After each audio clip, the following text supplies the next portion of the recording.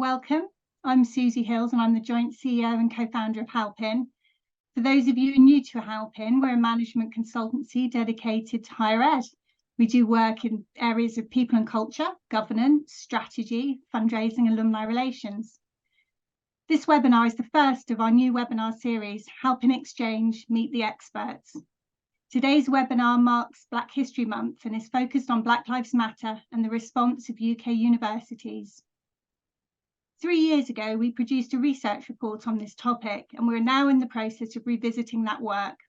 Today's webinar will share our emerging findings and explore how they relate to integrated advancement. This session was first shared at the CASE conference in August this year. The final report of this research project will be produced in January and will be featured in a webinar on January the 24th. So please open your diary and save that date now. In a moment, I'll hand over to my colleagues, Sarah and Lenny, who'll introduce themselves and explore this important topic with you. There'll be plenty of time for Q&A at the end, so please use the Q&A function to note your questions, and we'll get to them all at the end. This session is being recorded, and the recording will be available from Monday next week and will be sent to all of you attending and all those who wanted to attend but couldn't make it today. So without further ado, I'm pleased to hand over to Asaro and Lenny.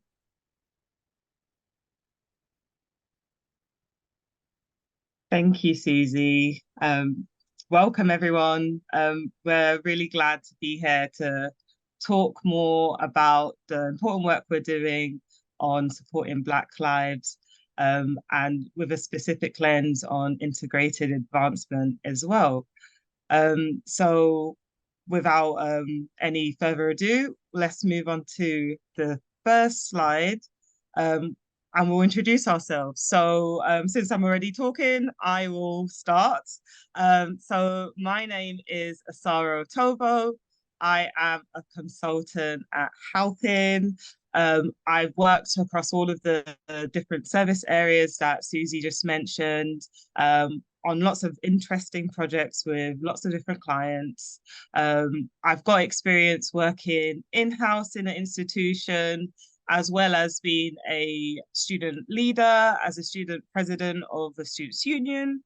I also have experience sitting on a board, so with the lens of being a governor at a university, as well as currently now being a trustee at the British Youth Council. The areas that I'm really passionate about and interested in are people and culture service area. I love working on projects related to equity, diversity and inclusion, anti-racism, and also stakeholder engagement. So getting to work with students and staff members. And then also another thing I'm really interested in is our governance and strategy. So I'll hand over to Lenny. Brilliant. Good afternoon, everyone. My name is Leonard Greaves, but feel free to call me Lenny. I hope everyone can hear me, by the way. But yeah, my name is Lenny, and I'm a consultant here at Helpin Partnership as well. Just to keep it brief, my expertise are very much rooted in student and youth engagement, EDI, equity, diversity and inclusion, strategy and governance. And I've been with Helpin since April 2022. Sorry, if we can move on to the next slide. Thank you. So what we'll be covering today. So as Susie mentioned earlier, we are revisiting our BLM 2020 report 3 years on. I'm so sorry, led by Asara and myself, really assessing where the sector is on all things anti-racism, looking back at 2020 to now, were actions performative, were actions sustained, and ultimately, has the sector fostered a safe space for their Black staff and students? More specifically today, we'll be looking at our objectives, and which are to understand the importance of having consistent public messaging around racial equity, understanding transparency, consistent funding, and developing strong relationships as a vital way forward, and to understand what integrated advancements can do to help anti-racism work within our institutions. But before we look at where we are now, let's take a look back at our 2020 report and findings. So over to you, Sarah. Thank you, Lenny. So one of the things that we think was really important to highlight here as we're talking about Black lives is a project that we did with Unite students. So they commissioned us to do a research project looking at the experiences of Black students in accommodation. Why is this research important? Why are we talking about it today? I'll highlight a few important points. So when we look at the experiences of Black people in higher education, a lot of the focus tends to be on the curriculum. So you may have heard of campaigns such as decolonizing the curriculum. When we look at integrated advancement, you may wonder, what can you do in that area to help? Just like how staff members, when we were engaging them in this project, Living Black at University, how they wondered how could they possibly help as well. And I'm sure many other staff members across different departments in institutions feel the same way. So what we would really like to get across is that it's important to look across the student life cycle. So the whole student journey and beyond to support Black lives truly. Every department in an institution has a part to play. So I'll just highlight a few key findings from the report. So only 43% of Black students that we surveyed felt a sense of belonging in their accommodation compared to 61% of white students. And then also, more than half of Black students surveyed reported having been the victim of racism in their accommodation, and 64% of all student respondents reported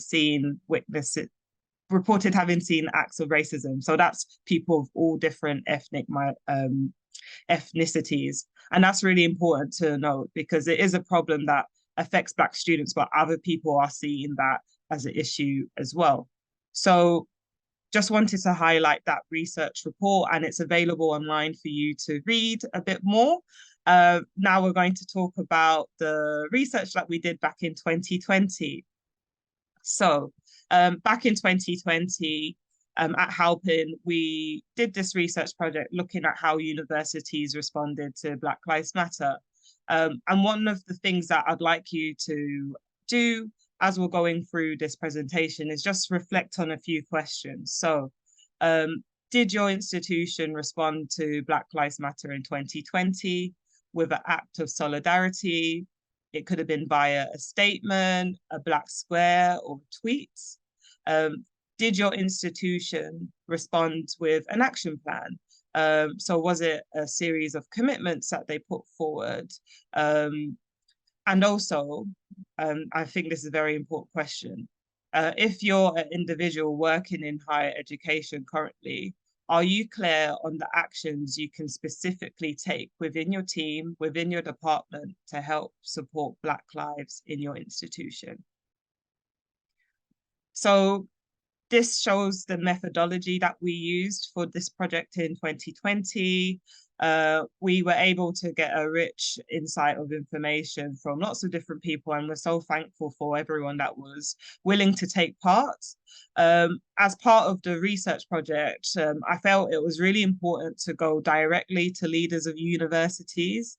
So we spoke to vice chancellors of universities, we spoke to student leaders in student unions, and I feel it's quite telling if a leader of an institution or an organization is really comfortable in being able to speak on the topic, and if they themselves are clear on what the response is and what the next steps will be. So people making change to improve the lives of Black people in higher education that aren't always in senior leadership positions. So it was really important to capture their voices too. And then also, there are a lot of fantastic change makers that are not necessarily employed in institutions, but they do work in and around the higher education space. So one of the things we did was talk to people who were campaigners, activists, and also researchers doing really fantastic work in this space. So here are a few findings from the research report, and it's available to read in detail on our website. So 26% of survey respondents felt that their university's response to Black Lives Matter was appropriate or sufficient. Does that statistic surprise you? Is that in line with what's happening where you are? 38.5% said that their university had responded to racial inequality before. So for a lot of people, some people were wondering if responses were authentic or credible because they haven't heard their institution talk about it before. 43.6% of survey respondents said that they were aware of concrete actions and commitments that their university would be taking forward. 82.1% said that they would benefit from more education about racism. So that's where important things like anti-racism training can come in. So some of the key challenges that a lot of leaders and other people spoke to us about are on the screen now. So I'll just highlight a few things. So finding the right words and actions. A lot of people are really scared to do this sort of work because they aren't equipped to do so. They feel they're not equipped to do so. They haven't had any training or support, and that kind of hinders any sort of work being done. And I feel that it's really important to not let that hold you back if you have good intentions there. And also there's so much resource available online to help you get your journey going within your institutions. I've touched on the lack of authenticity and credibility. One more thing that I'll highlight here is the ownership of anti-Black racism work. So it's so important that it's not just left to a few passionate individuals. It needs to be widespread across the institution. Everyone needs to understand how exactly they can feed into their institution's anti-racism plans or their EDI plans overall. So in the report, we also make some recommendations. There are some recommendations that you may be familiar with that have come out through different research projects that aren't necessarily in the higher ed sector, like, for example, Black, using Black instead of using BAME. It's really important when you are talking to people, you talk to them with the identities that they hold. BAME can make Black seem like a homogenous group, but there are so many different ethnicities that are within that. And it's important that you understand each one so you can cater to them accordingly and give them appropriate support. We've touched on anti-racism training. It's really important that that's available to everyone within your institution if you want your institution to be truly anti-racist. And then also, if you want to do good going forward, it's really important to take a step back and understand your history and understand where your past failings may have been. And so you can try and rectify that and show people that you really want to be credible and authentic going forward. And just one thing that I'll highlight here, it's all well and good people being really passionate about this work, but if there isn't appropriate funding being set aside to help empower people in these spaces, then good work it really can't happen in a sustainable way, in a widespread way across your institution. So it's really important that when thinking about budgets, that there is room to think about anti-racist activity and what can be done to support that. So I'll hand over to Lenny now. Brilliant. So where are we now? So if you could go to the next slide, sorry. For this revisiting, our methodology has stayed pretty much the same. So comparative work would hopefully paint a clear picture. As it stands, we have conducted some desk research featuring over 50 UK institutions and have interviewed 25, well, that has increased now, but 25 senior university leaders and student union leaders. And we are currently seeking more survey responses. At the end of this presentation, there will be a QR code. So please, please, please, please, if you can, please fill out a survey and share it with a friend, share it with a colleague. It would really help us tremendously. There are a number of emerging themes from our research that are quite fitting for today's session. If you could go to the next slide, sorry, that'd be great. So consistent public messaging. From our interviews found there to be no sense of consistent messaging from the institution regarding anti-racism.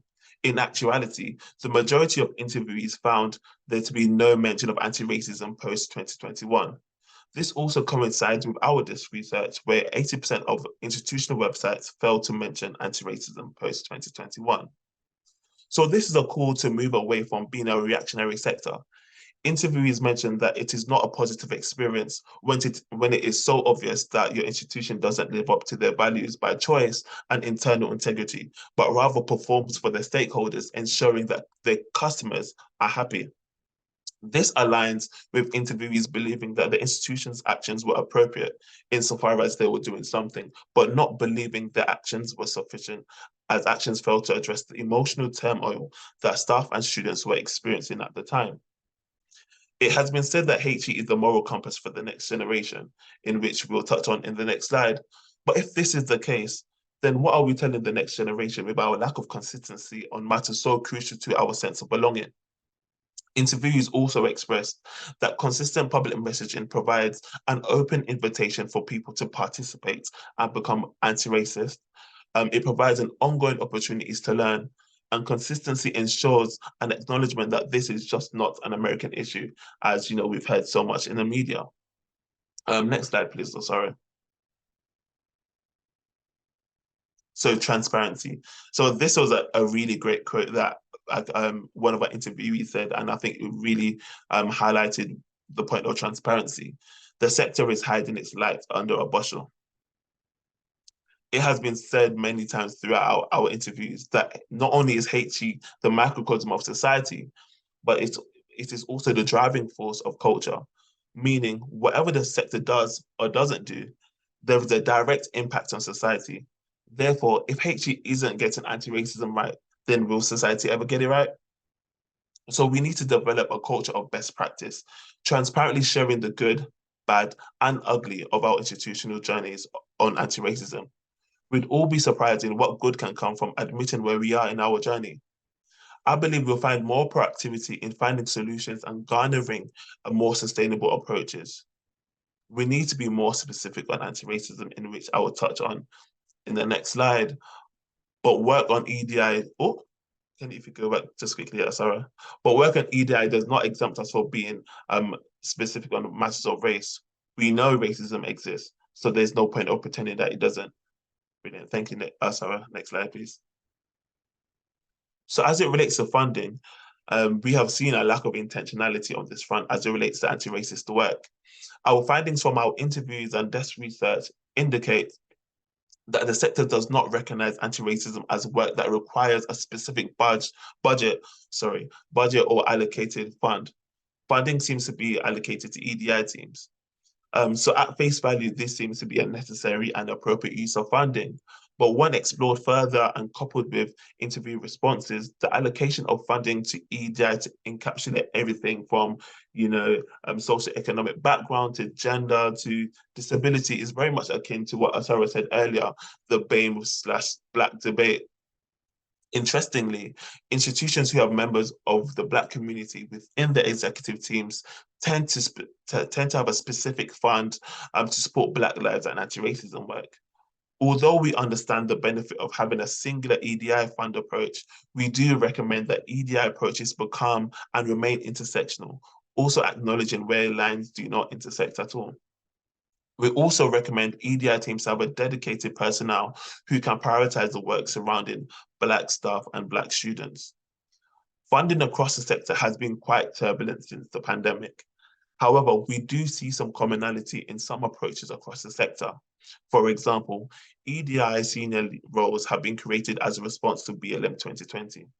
This appears to be one of the largest financial contributions institutions are making to get on top of this work, which we commend. However, occupants of these roles admit that there are some limits to their work.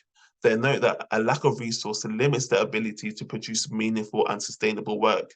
They also note that EDI and anti-racism work is constantly competing for other priority areas for funding, and they often lose this battle. So what does this all mean? Next slide, please. So some of our emerging recommendations, which will appear in our report in the new year, is that there's a call to greater consistency and honesty throughout the sector. There's also a greater call to embed anti-racism into institutional strategies with greater lines of accountability. One thing that was a major point that came up in our interviews was to separate EDI and HR. As one of our interviewees said, we cannot mark our own homework, and there should be greater enforcement by regulatory bodies to ensure that anti-racism is on all of our agenda. Over to you, Sarah.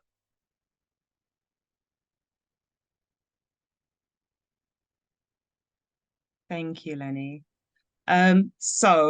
As Susie mentioned earlier in this presentation, we were at the CASE conference in August, and we talked specifically on integrated advancement and how they can help support Black lives. So the recommendations we'll talk about will be in relation to that, but it will definitely help other teams as well, because I feel that there is a lot of commonality with problems. So for example, this slide here, we talk about staff recruitment and improving that racial diversity. That's a problem that so many people have. So I'll start with the first one. So create a standard short recruitment campaign to recruit telephone callers as full-time staff following graduation. So with integrated advancement, there has been a lot of discussion about it's quite a white career path. There aren't many Black people we can try and recruit, but think about the people that you're already engaging with at your institution. So the telephone campaigns that you do to try and drum up donations from alumni, you have a whole range of students who go forward to do those roles because they need to have extra money whilst they're studying. And have you talked to them about thinking about a career in this space? Is there a way that you can try and encourage them to think about it by talking about paid internships or apprenticeship schemes? The people that you're trying to recruit, they're already there. And I think trying to empower them, give them that brilliant work experience as soon as they are finished with their studies is a really brilliant way of trying to retain a diverse group of people that you're trying to struggle to recruit for. So definitely think about how you can engage with the students that you already have. So internships, apprenticeship schemes are really important. So when it comes to the actual recruitment policies and procedures that you have, are you doing the same thing and you're hoping for a different result? So one of the things that a lot of people are trying to do now is ensure that there is someone involved in the recruitment process that has good knowledge on EDI, whether it's someone in-house or whether it's someone externally. One of the bits of good practice that I've seen is where institutions invite someone else from a different institution to be part of their recruitment process. So that can help bring different insights that the people within their own institutions may not already have, and you're just sharing good practice. And also it is really helpful, especially if you don't have a diverse team, if you do have a good relationship with other teams in different institutions, you can help bring that in for the recruitment process. Another thing is that I see so many institutions, they're advertising in the same places, or they're asking the staff members that they have to share the jobs within their networks, which is good, but you should go a step further with that. There are so many recruitment firms who specialize with trying to bring diverse talent into organizations, into institutions. Are you engaging with them? Are you trying something different so you can try and get a different pool of applicants in? And then also think about your marketing and communications that you have. So with the job description, is the language there inclusive? Are you asking for things that you really don't need to have as essential or desirable for a role? Have a think about the different minimum requirements that you have. Just take a step back and think, do we actually really need this to have someone in this role? Can we just have a really solid, strong induction plan, training plan to help get people up to speed when they come and work with us? Another thing that came up in a conversation I had as part of the research we're currently doing is sometimes people may be afraid to go to a particular institution because of the city that it's in. If the city doesn't appear to be very diverse, they may not think that they can connect with communities that look like them. And one of the things that I highlighted, and it's a great piece of work that was done through the Living Black research, there's a toolkit, a cultural services toolkit, and there's a list of questions for university teams to ask themselves of like, where is the nearest hair shop? Where is the different multicultural food shops? All of those sorts of things. Can you as an institution have a think about that with this lens? What are the different things that a staff member would love to have from a different community? And would we be able to articulate that in some way, whether it's part of whether it's on a website and being able to show what life can be like whilst working at an institution, whether it's something that you already have ready to go if someone was to ask you, what is the life like in a particular city? So yeah, that's just something to think about. So moving on to the specific teams that make up integrated advancement. So alumni relations, mentoring, work placements, and career talks. I think those are three things that a lot of people are aware of that can help improve diversity and build up confidence and experience. One thing that I'd like to highlight is the set expectations for inclusive conduct at events.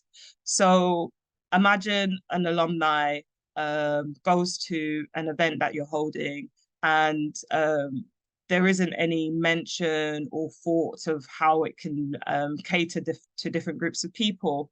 That may put them off trying to engage with the university even further as an alumnus of the university. So have a think about what sort of communications you're putting out to your alumni network, because we want alumni to be great ambassadors of institutions, but if they're having negative experiences through events, communications that they're having, it will put them off.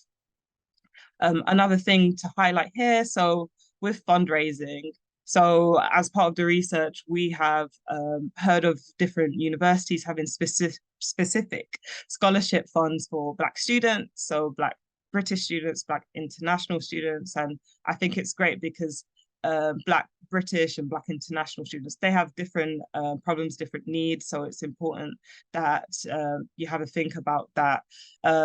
I literally just interviewed someone this morning, and one of the things that she highlighted is that sometimes with these scholarships, there is a focus on a particular area. So STEM, for example, and it's great. We want to get more diversity in STEM, but how about design, culture, arts? Are we ensuring that Black students that have a passion about different projects are able to access these scholarships? So having through fundraising, if you're able to talk to alumni, other donors about fantastic scholarship funds as a way for them to donate money and help Black lives, I think that would be a brilliant thing to do.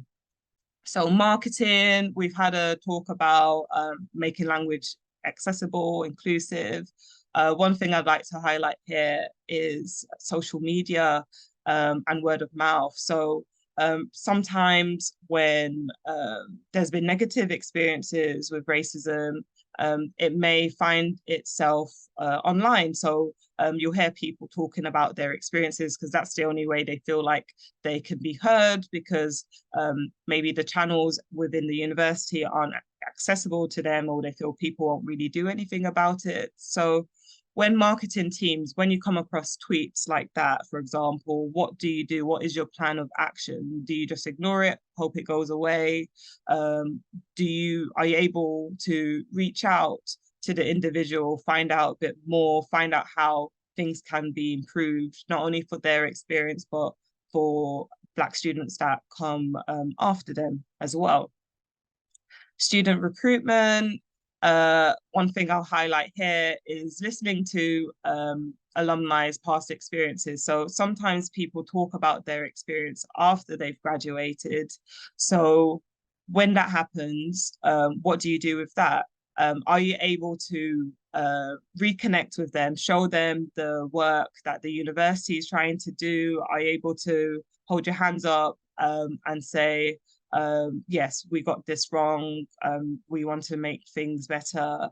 And that could really rekindle faith in Black communities when they see their institutions doing that. And that in turn can help drive student recruitment, people seeing, oh, this university understands racism does exist and mistakes happen, but this is what they're actually going to do about it. International office. So we've heard of experiences of Black international students having issues with agents. So agents that recruit them to go to particular universities in the UK, and the agents aren't being very helpful or truthful with some of the things that they're saying. And the Black international students, they arrive at the university and it's not the experience that they were expecting. So when you hear about stories like that, what do? Are you able to talk to the agent and find out what's going on? Are you able to ensure that they have the right resources and how they're supposed to recruit students? And if the agent doesn't listen to that, are you able to work with a different agent to help with international student recruitment? And one thing that Lenny said, so moving on to in the integrated part. So it's really important that different departments are able to see themselves in the overall university EDI and anti-racism strategy. What is the part that they have to play? What is the part that they do day to day that helps feed into that overall strategy? As I said, the focus shouldn't just be on maybe the curriculum. Sport, for example, they have an important part to play in the student experience, accommodation, everything. So yes, just being able to work together to work towards the overall university strategy is really important. So that's it for our presentation. Now it's time for questions. So I'll stop sharing the screen and yes, over to Susie. I can't hear you, Susie. You're muted, Susie. There you go. There's always one person who forgets to unmute themselves. I'm glad it was me. So thank you both to Sarah and to Lenny. That was terrific.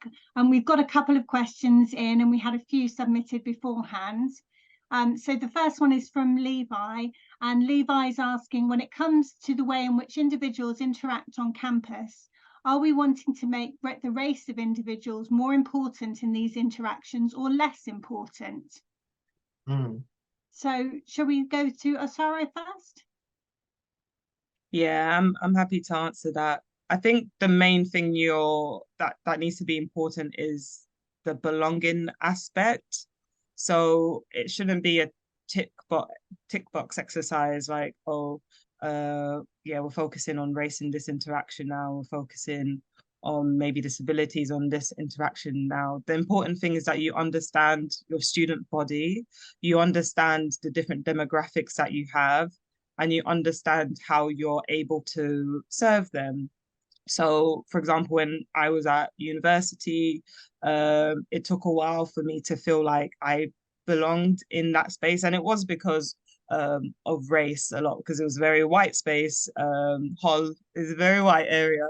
And I had to seek my own communities. And I had a great time there. But yeah, it's that community aspect, it's that belonging aspect. What are you doing to make sure you truly understand the people that you have? Because if you, for example, have a large population of Nigerian international students and you have no idea how you're actually engaging them and ensuring that they're having a great time, then that number may dwindle. You may have less and less people coming from Nigeria to study at that institution. So yeah, I'd say understand the data that you hold and then how you use that data to ensure everyone feels like they belong in the space. That's great. Lenny, anything you'd like to add? No, I really think, I hit the nail on the head, but I think the only thing I would add is that when it comes to protected characteristics, we can't avoid it. Everyone has their own, thing that makes them unique. But I think one thing that Sarah highlighted, and I'll reiterate it, is that we need to ensure that there are no barriers to engagement. And so whether it be through admissions, whether it be through the student union, whether it be through professional services at large, ensuring that there are no barriers to engagement. And ensuring that sense of belonging is actually our priority. Great. And also, just one thing to add as well, you've just reminded me, Lenny. So often with engagement, university student unions, they do surveys. And so when you are analyzing the results of the surveys, what lens are you using to analyze it? Are you able to break down those results to see, oh, this is what Black students feel rather than BAME students? Yeah. Are you able to see what first years feel compared to just undergrads overall? So being able to have like that granular lens when you are trying to engage with students can be really helpful and support not only Black lives, but everyone basically. Great, thank you. We've got a question from Rob, and Rob's asking, in the follow-up research, have you come across any good examples of funding for anti-racism work? Whether it's funding a specific post, funding a small project work, or are there any other means of funding? Perhaps Lenny, would you want to go on to that one first? Yeah, sure. I think this is a very interesting question, and I really like it because it really highlights some of the difficulties I've had in my interviews, where a lot of institutions in the debate of, is this a priority, is this not a priority? And I was talking to one individual who said universities are very nervous in allocating specific funds for protected characteristics, which I find very interesting. But there are some universities that are doing great work. So for example, like Bristol, they have Bristol Black, where they have scholarships for Black students specifically. So there are pockets of individual institutions who are doing great work.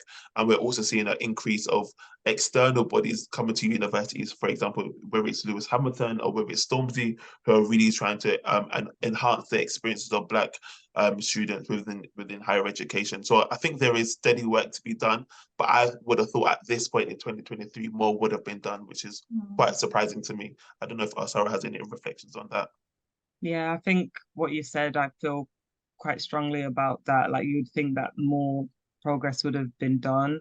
I guess good examples of anti-racism work is quite hard to see. I've seen good examples of EDI work, like having a pro vice chancellor for EDI, for example. That's brilliant. You have someone senior at an institution that has that responsibility of EDI overall.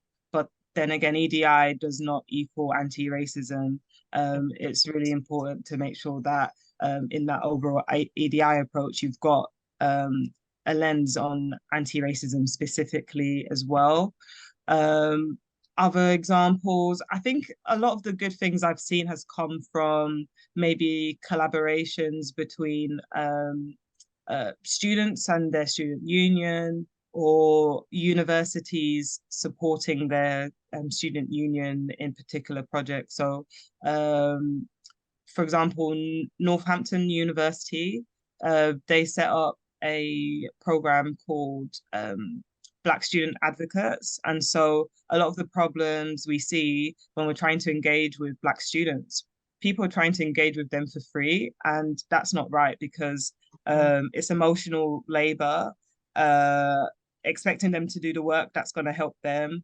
And people need to have jobs to alongside their university to survive. So what that Black Student Advocate Program did was pay Black students to do work with their students' union and with their university on matters specifically related to Black students. So yeah, I think that was a good example. Great, thank you.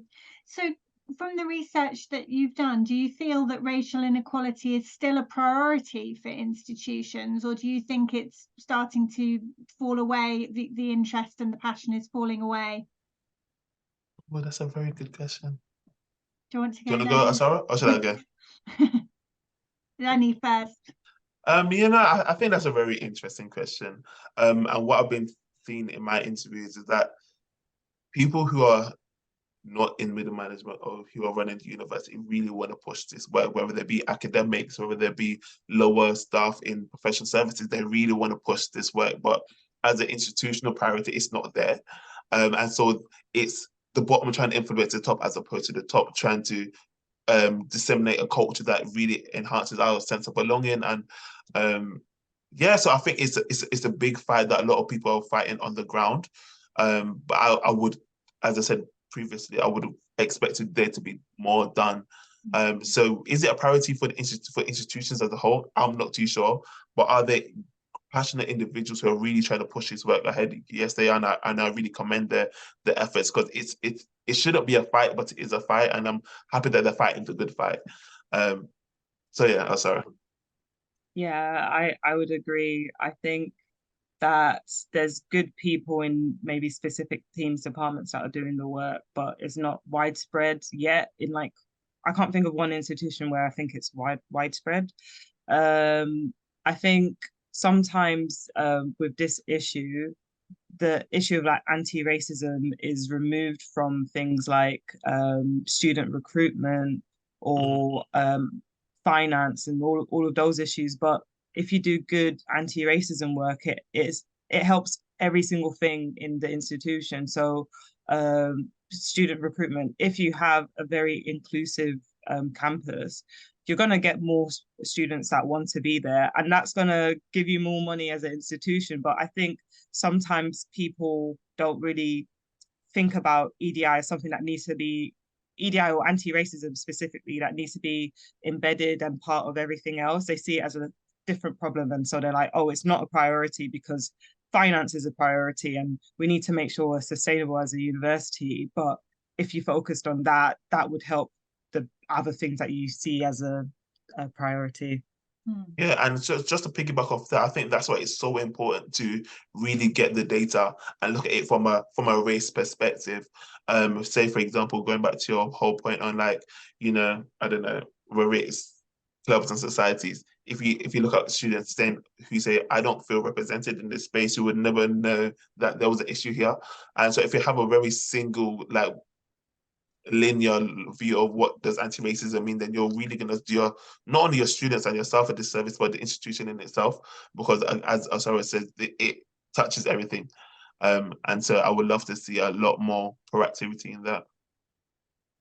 Great, thank you. And Kashika Patel has just put in the Q&A some information on De Montfort's work on decolonising DMU, and I understand that they're the first silver award in the Race Equality Charter, so terrific work that they're doing there. What are the common challenges that you see people experiencing carrying out this work?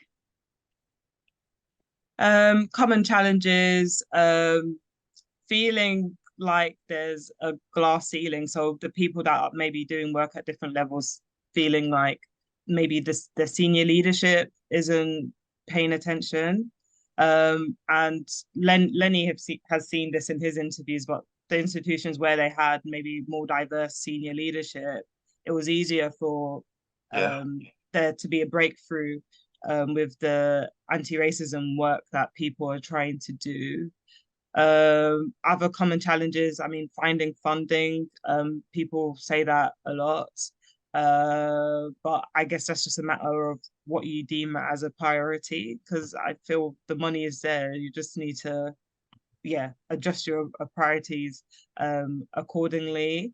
Communication is a definite issue there, because there are people that are doing great work, but maybe it's not being communicated well across the institution. So you could be in one university and someone's doing great work in a different department, but a different department has no clue and no Yeah. idea about it, which is really bad.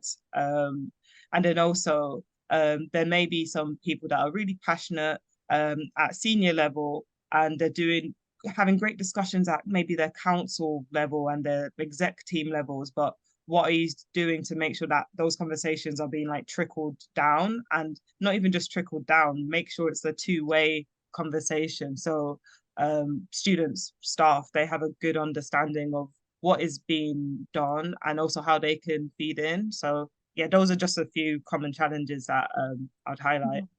Yeah, and I think just to add one or two, I think burnout. I think a lot of staff are burnt out by fighting this fight, as I said earlier. And I was speaking to some academics who are probably the chair of their staff EDI teams, but in order to do that work, they have to sacrifice some scholarship time or time that they have to take away to really do some reading.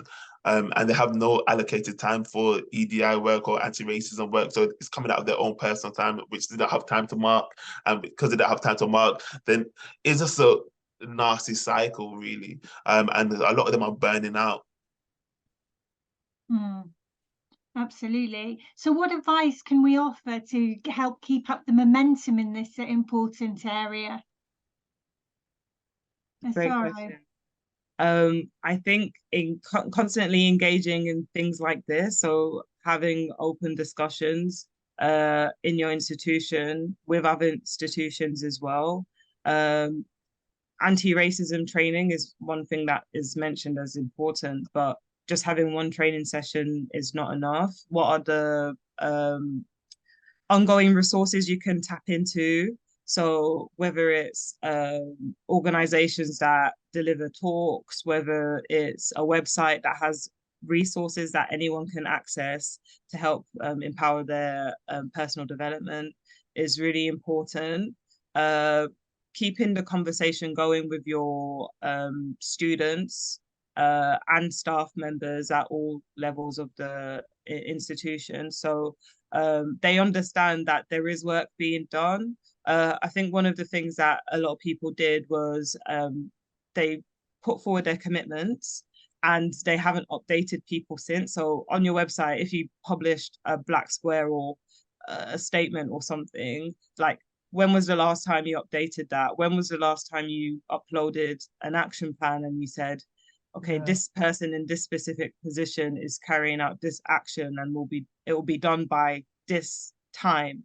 And being as open as and transparent as you can be can help people feel that something is happening, and that helps the momentum keep going, and it encourages people to hold you accountable. You said that you were going to do this thing, but you've not.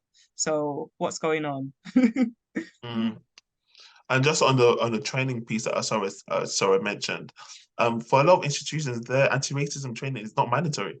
So a lot of universities are saying, yeah, we have this training, but when you actually look at how many people have embarked on that training, it's probably like not even 1%. So really making those training sessions really mandatory. And I think the last kind of piece of advice is acknowledging that it is everyone's issue. Like, it's not just a Black student issue. It's not just a council issue. It affects every single part of our universities. And if we, as I said, if we're going to say that, HE is, a microcosm of society, and we are, supposed to be leading edge, then it starts with us. It starts from even the most minute department. It's everyone's issue. Yeah, absolutely. Everybody's issue.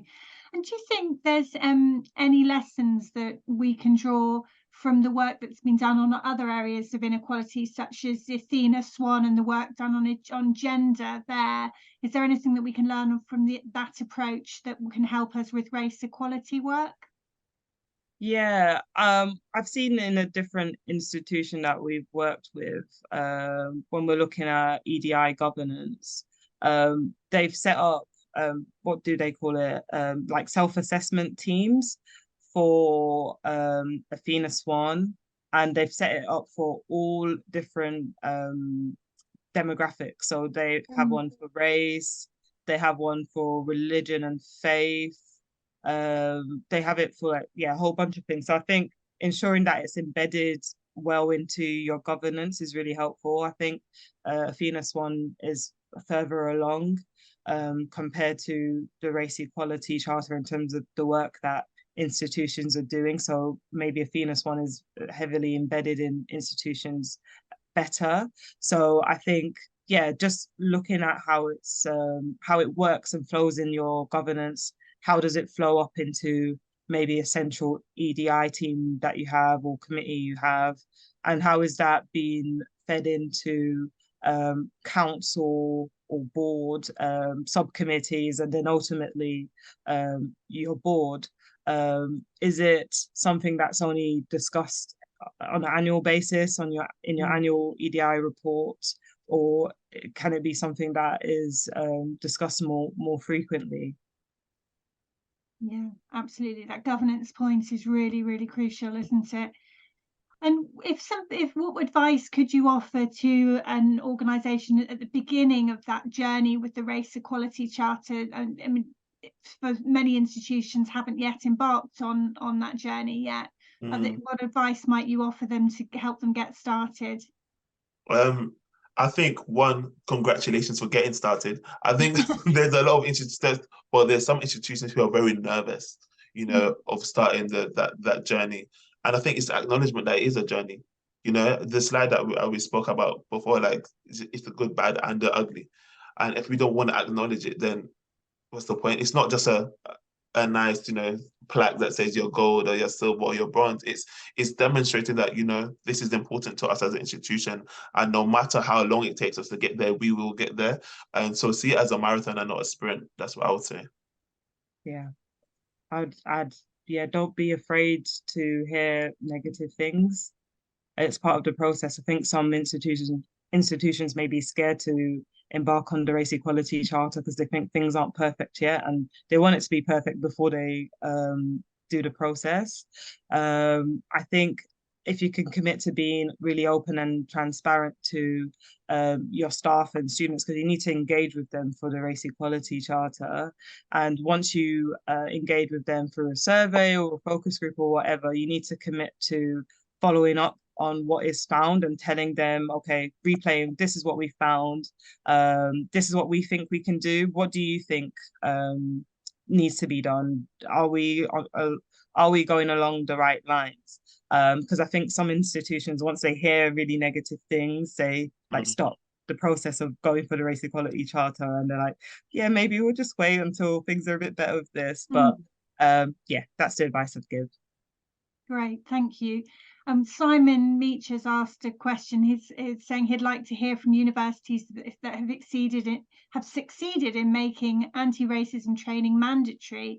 How have they achieved that, and who does the requirement apply to? Colleagues and governors? Have we come across any institutions so far that have made it mandatory in our research? I believe Leeds Trinity. Ah, Yeah. They're they're really good. And dare I say, like their CEO is a black man, so it does make sense in terms of yeah. like the research that we've been doing. But one thing that I've learned from him is that he said it starts and ends with leadership, and if the leadership are not willing to make a move on it, then it's not institutional priority. And so I would say start with leadership and ensuring that leadership sees the value in this. Leadership knows that it is important work to do. And then once leadership has set that example, then it flows down.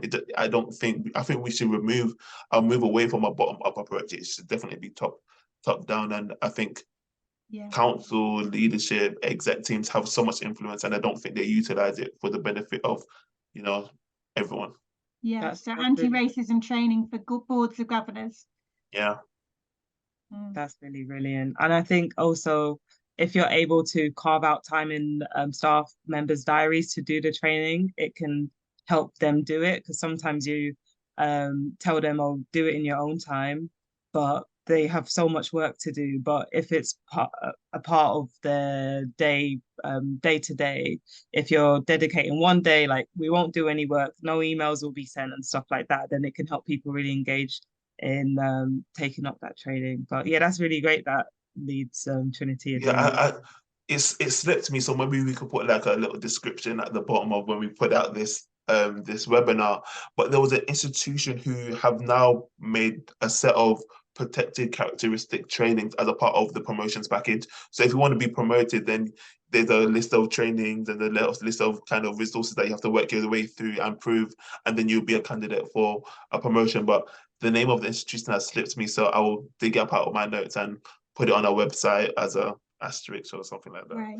Nice. Terrific. Thank you. So we're nearly up against time. I had one final question, which is probably, you mentioned that we can all be change makers and that we all have a role to play. And I wondered if there were one or two things each of us could do going away from this webinar today to help make a difference. I'd say talk to people that you work with about this topic. So your team members, your department, talk to them about the reports we've just mentioned. Tell them, have a read of this. The 2020 report we did is a really good one that I think can help people in the starts of the journey of doing anti-racism work and helping Black lives. So yeah, that's the one thing I would say. Have a conversation with someone else. Don't just keep this to yourself that you were just here today. Like, share it. Yeah, and I think outside of that, on a very personal level, I think I would get out my phone and scroll through my contact list and see how many people on your phone doesn't look like you. And if people on your phone don't look like you, ask yourself why.